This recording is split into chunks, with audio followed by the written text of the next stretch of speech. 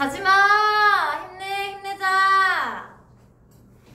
동욱, 여러분 되게 중요한 소설이에요. 이거 수능 특강에도 되게 자주 나오는 소설입니다. 동욱의 거처를 왕방하기 전에, 왕방이라는 단어 나오죠? 가서 왕래하다 할 때 왕자고요. 방문하다 할 때 방자예요. 가서 보기 전, 거 막 서로 가서 방문하기 전에. 원구는 어느 날 거리에서 동욱을, 선생님 말했죠? 우연히 만나가지고 저녁을 같이 한 일이 있었는데 동욱은 밥보다 먼저 술을 먹고 싶어 했어요. 그만큼 삶이 어렵다는 것을 알 수가 있죠. 술을 마시는 동욱의 태도는 제법 애주가였고 잔을 넘쳐 흘러내리는 한 방울도 아까워서 동욱은 혀끝으로 잔구를 핥았다. 기독교 가정에 여러분 동욱이의 과거 어떤 삶을 살았는지가 지금 서술자를 통해서 나타나죠. 성장했을 뿐 아니라 몇몇 교회에서 단연간 찬양대를 지도해온 동욱의 과거를 원구는 생각하며 요즘은 교회에 나가지 않느냐고 물어봤죠. 동욱은 멋쩍게 싱크 눕고 나서 이따금씩 한번 나가노라고 했고 그런 때는 견딜 수 없는 절망 감에 숨이 막힐 것 같은 날이라는 것이었습니다. 교회에 나갔는데 오히려 절망감이 들었대요.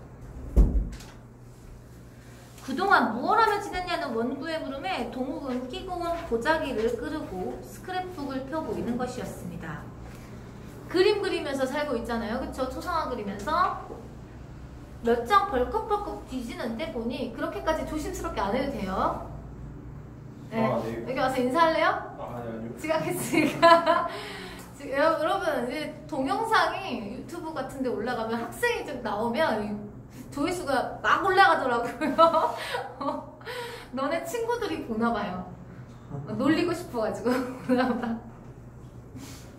서양 여자랑 아이들이 초상화가 드문드문 붙어 있었습니다. 그 견본을 가지고 미군 부대를 찾아다니며 초상화 주문을 만든다는 것이었죠.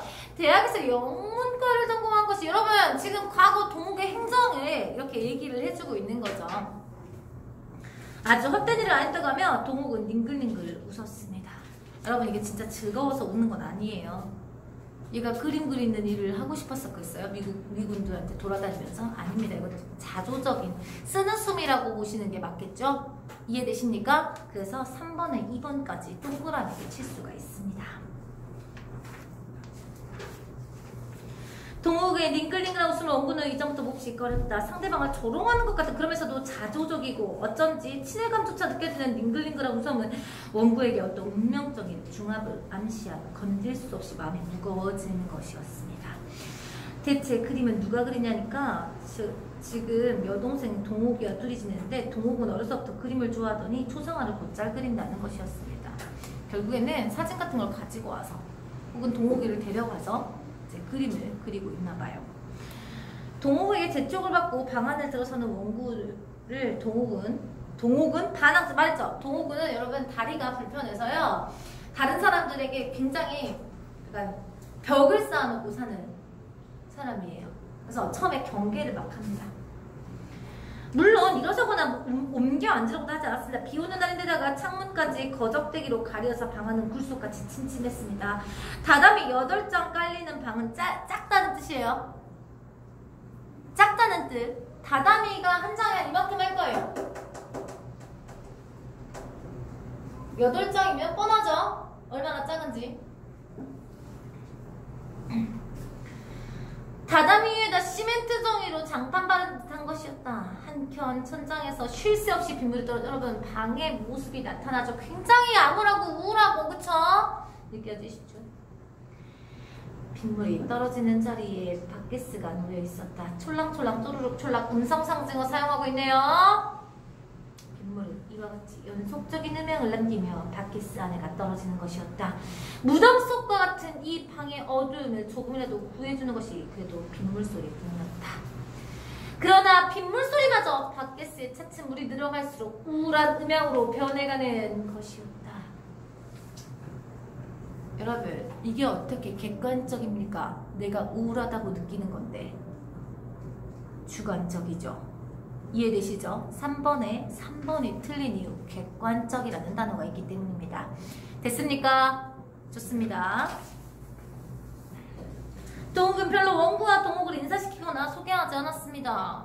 동욱은 젖은 옷을 벗어 걸고 언니가 빤스바람으로 식사 준비할 터이니 잠깐만 앉아있으라고 하고 부엌으로 나가는 것이었다.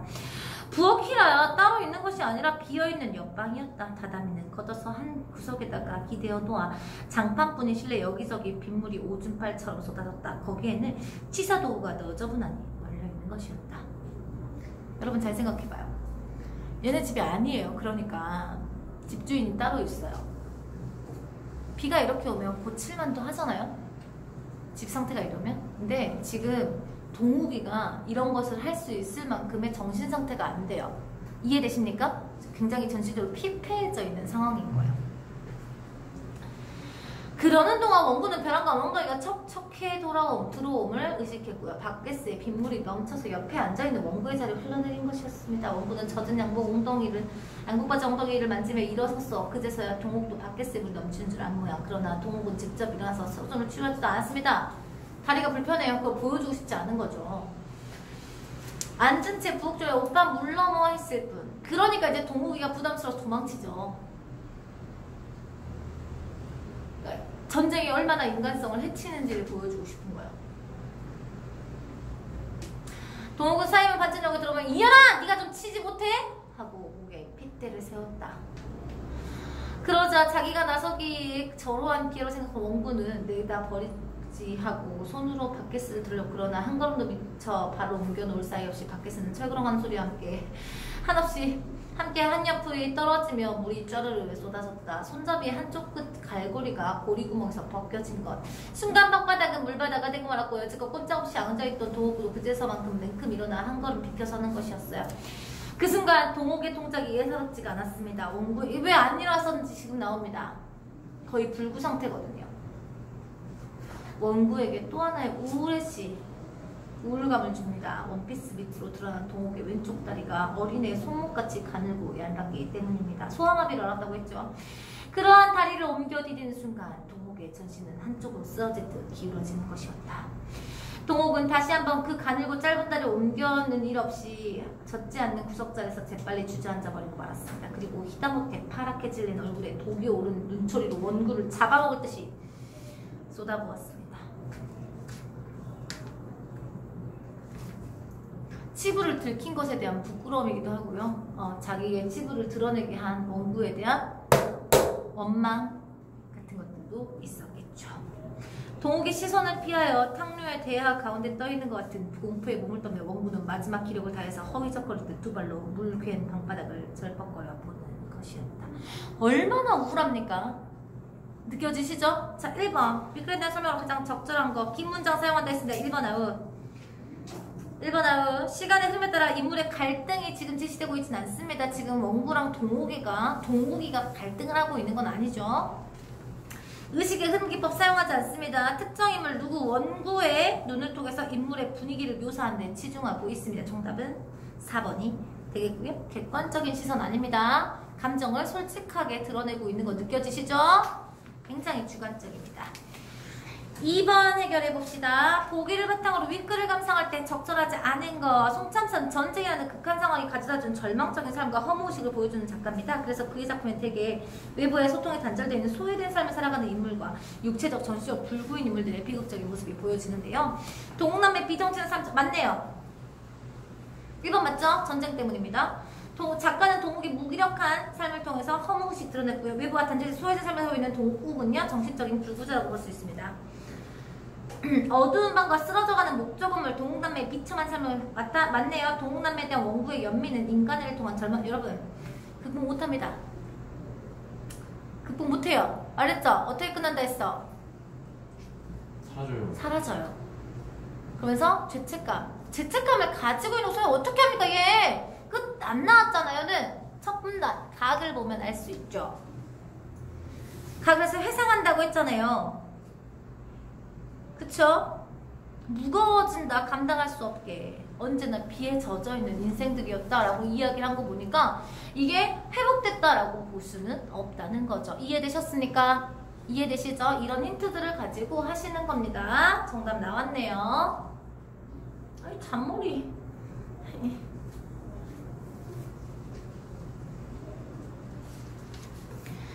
자, 현대소설 4까지만 한다고 했습니다. 토지입니다. 사실 토지는 이렇게 배우는 게 무슨 의미가 있나. 우리 민족의 격동기를 아예 다 그린 작품이라고 생각을 하시면 돼요. 일제강점기 전 구한 말부터 시작을 한다고 생각을 하시면 돼요. 1대 때부터 3대에 걸친 이야기가 나타나고요. 자지마.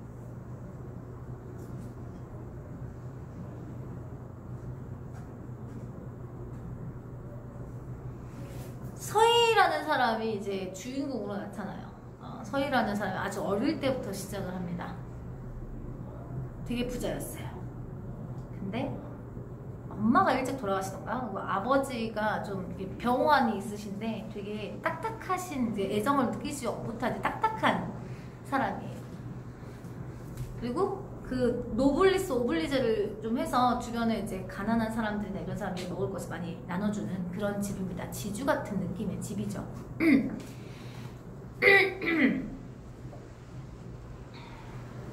전체적으로 전지적 작가 시점이 나와서 이제 나오지만 부분들마다 중심이 되는 인물의 시점들도 나타나는 특징적인 작품이라고 생각을 하시면 될 것 같고요. 서희의 아빠부터 시작을 해서 서희 그리고 서희 자식들 6.25 전쟁을 겪는 3.1운동인가? 3.1운동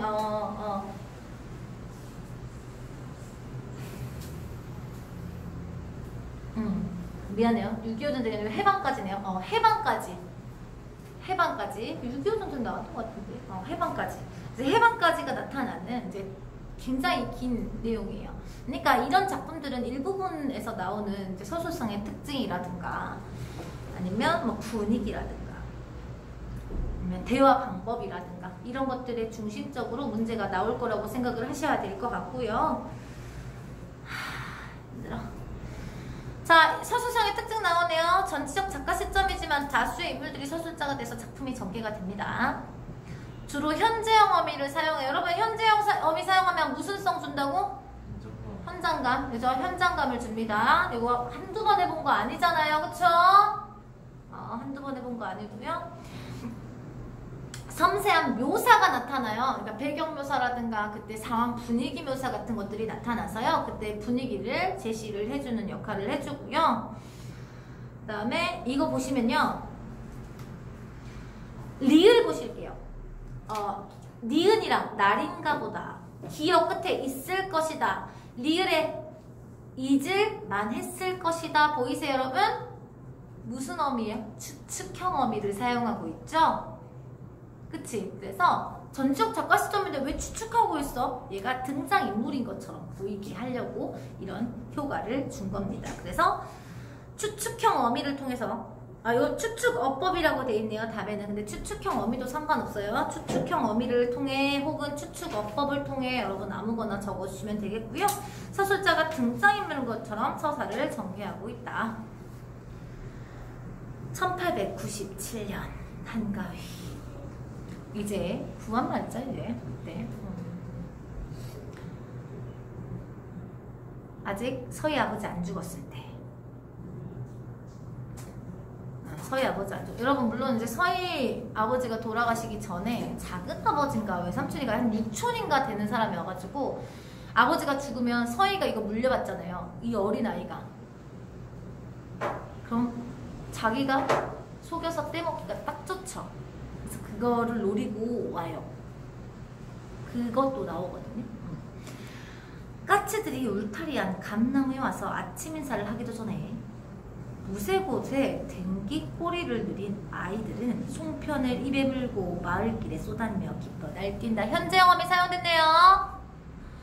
어른들은 해가 중천에서 좀 기울어질 무렵에야 차례를 지러야 했고 성묘를 해야 했고 이웃끼리 음식을 나누다 보면 한나절을 넘는다. 이때부터 타작마당에 사람들이 모여들기 시작하고 들뜨기 시작하고 남정네 노인들보다 아낙들은 차비는 아무래도 더디어지는데 그럴 수밖에 없는 것이 식구들 시중에 음식 간수를 끝내어도 자신의 치장이 남아있으니까. 이 바람에 고개가 무거운 별 이삭이 황급히 물결 이루는 들판에서는 마흔 노은 새떼들이 모여서 풍성한 향연을 벌인다. 여러분 한가위에 평화로운 모습을 묘사해주고 있는 느낌이 들죠. 문학은 중요해요, 여러분. 아무리 문학 선생님 말씀드리지만 비문학보다 문학이 재미없을 수밖에 없고요. 어려울 수밖에 없지만 문학은 그래서 중요해요. 배워놓으면 정말 도움이 많이 되거든요. 특히 여러분들 학교처럼 문학책 한 권을 안 끝내주는 학교들 많죠? 그런 학교에서는 이런 작품들을 배워놓는 게 굉장히 중요합니다. 선생님 문학의 중요성 계속 얘기를 해주고 있어요. 비문학은 읽으면 정답 나오지만 문학은 모르면 정답이 안 나온다고도 아까도 말씀을 드렸죠. 많이 배워놓으시고 많이 공부해 놓으셔야 됩니다. 요놈의 새떼들아 극성스럽게 새를 쫓던 할망구는 와삭 음성상증어 풀밭지선 추리봇으로 갈아입고 풀발이 선 타작마당에서 붓을 보고 있을 것이다. 추측 경험이 사용하고 있네요. 자, 그래서 4번에 1번 아웃 추측 경험이 사용하고 있으니까요. 추석엔 마을의 남녀, 노유, 사람들에게 뿐만 아니라 강아지나 돼지, 소, 말이나 새들에게 시궁창을 드나드는 새끼까지 포식의 날인가 보다. 추측 경험이 사용하고 있고요.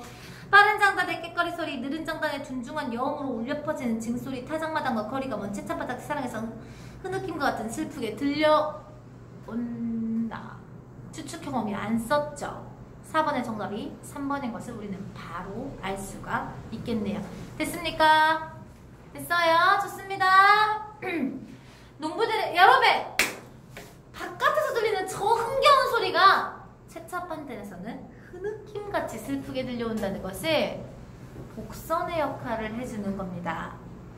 복선의 역할을 한다는 게 무슨 말이에요? 죽음의 그림자가 다가오고 있어요. 누가 죽어간다 했어요? 서희 아버지가 죽어가고 있다고 말씀을 드렸잖아요. 그래서 죽음의 그림자가 들려오는 것 같은 약간 무거운 느낌을 만든다는 뜻입니다. 농부들은 지금 꽃 달린 꽃가를 흔들면서 신명을 내고 괴롭고 한스러운 일상을 잊으며 군놀이 열중하고 있을 것이다. 채찬박대기선 섭창기 진곡이 나오고 이런 말했죠. 전곡이 나갔대. 그러니까 아주 이제 노블리스 오블리주를 하는 베푸는 집이에요. 그러니까 양반으로서의 개념이 있으신 집인 거죠. 풍년에 미치지 못했으나 실한 평작이면 틀림없을 것인지 모처럼 허리끈을 풀어놓고 쌀밥에 식구들은 배를 두드렸을 테니 하루의 근심은 잊을만 했을 것이다. 추측형이고요. 이날에는 수수께비를 꺾어도 아이들의 매를 맞지 않았습니다. 여러 달 만에 소증이 풀렸다고 느긋해하던 늙은이들은 뒷간 출입이 잦아졌고요. 이게 무슨 말이냐면 소증이 뭐냐면 뭔가 해소하고 싶은 마음이랄까 이런 뜻인데요. 이제 이때까지 푸성기만 먹어가지고 여러분 채소를 많이 먹잖아요. 그렇죠? 우리는 이제 변비가 있으면 채소 많이 먹어라 하죠. 근데 옛날 사람들은 채소를 너무 많이 먹어서 오히려 화장실 많이 못 갔어요. 기름이 좀 들어가 줘야 되는데. 그래서 지금 이제 고기도 먹고 쌀밥도 많이 먹어가지고 화장실을 많이 왔다 갔다 하게 됐다 이런 뜻이고요. 힘 좋은 젊은이들 벌써 읍내 갔습니다. 황소 한 마리를 끌고 돌아오는 꿈을 꿔서. 왜냐면 여러분 씨름에서 이기면 황소 한 마리 줬거든요. 옛날에 엄청난 거예요. 황소 지금도 한 1000만원 가까이 하죠. 소 한 마리에. 그렇게 비싼지 몰랐죠. 쌀 때는 한 600만원까지 떨어지다가 지금 한 800~900만원 할걸요. 새로 바른 방문장지가 어머니가 씨름팔 몰려가고 채차바다를 살아 무인지경처럼 적막했습니다. 여러분 분주하고 풍성한 느낌의 마을 모습과 채찬판댁의 모습을 무엇하고 있죠? 대비를 하고 있어요. 이 대비 우리 2에서 배웠어요. 그래서 1이었군요. 현대소설 1에서 배웠죠. 할머니의 죽음에서 배웠죠. 대비를 통해서 이제 이 우울한 모습, 이 죽음, 적막한 죽음이 드리운 모습을 더 강조해주고 있다는 걸 확인을 할 수가 있다는 겁니다. 햇빛은 맑게 뜰을 비춰주는데 햇빛은 비춰주는데 사람들은 모두 어디로 가버렸을까? 새로 바른 방문장지가 낯설다. 한동안 타작마당에서는 군놀이가 멎은 것 같더니 벼랑간 경풍 들리는 것처럼 꽹과리가 악을 쓴다. 빠르게 드높게 꽹과리를 따라 징소리도 빨라진다. 깽깽 덩덩덩 깽깽깽 덩덩덩. 이거 읽으려니까 되게 웃기네요. 창구와 북 사이새 자체에 끼어서 들려온다. 신나는 타악 소리는 푸른 하늘을 빙글빙글 돌게 하고 단풍도 물 우쭐우쭐 춤추게 한다. 의인법이네요. 그만큼 신나는 느낌. 웃지 않아도 조승달 같은 눈이 소금돌이 앞장서서 놀고 있을 것이다. 부축형 오십고개를 바라보는 주름살을 입고 이팔 청춘으로 돌아간 듯이 몸은 늙었지만 가락이가 고비급에 넘어가는 구성진 목청만이 늙지 않았으니까 웃기고 울리는 천성의 광대끼는 여전히 구경꾼의 마음을 사로잡고 있으리. 아직도 구슬픈 가락에 반하여 축파 던지는 과부가 있을지도 모른다. 긴장해서 땀이 나는 손을 마주잡고 보고 있던 아이들. 여기서 아이들이 뭐냐면 서희 이제 인사하러 가잖아. 일어났다고 이제 부모님한테 인사하러 가잖아. 그 아버지한테 인사하러 가야 되는데 아버지가 무서워. 말했잖아. 막 인자하시고 이런 성격이 아니에요. 그러니까 서희랑 몸종 여자애가 있는데 그 애가 이제 서로 부들부들 이제 들어가기 전에 손을 잡고 부들부들 하고 있는 상황인 거예요. 치수가 아버지 이름이에요. 치수가 기거하는 방 앞까지 간다. 목소리를 가진 봉순이네요. 몸종 이름 봉순이.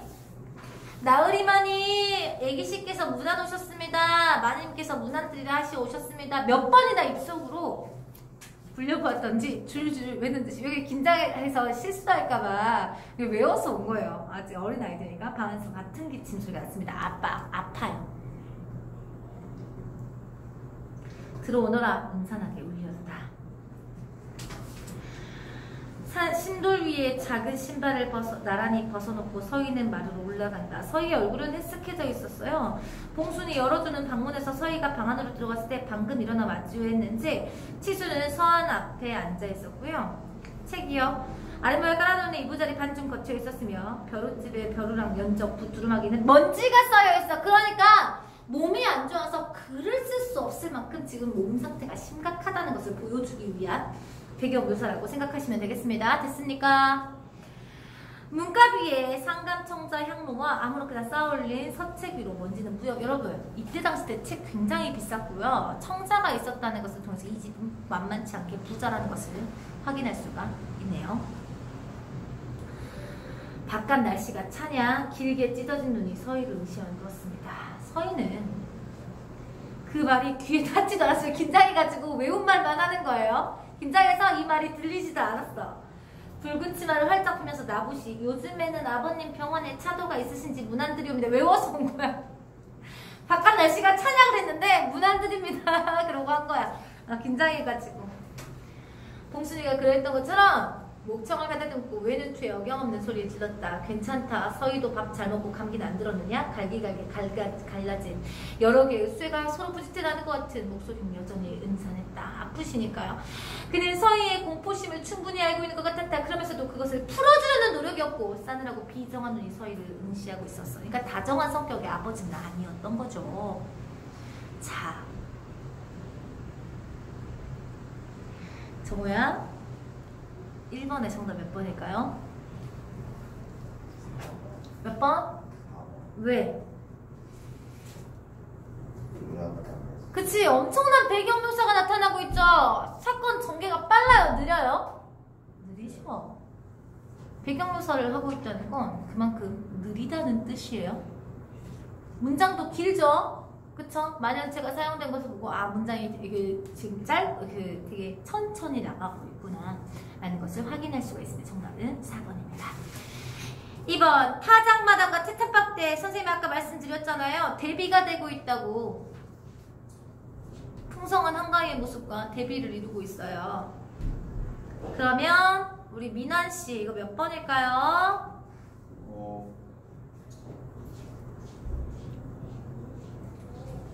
안 풀어왔어요? 아니요. 5번이 되겠죠? 네. 마을 사람들과 갈등을 하고 있다는 걸 표현을 하는 게 아니고 최첨판 댁에 지금 암울한 그림자가 그리워져 있다는 것을 표현하기 위해서 사용하고 있는 겁니다.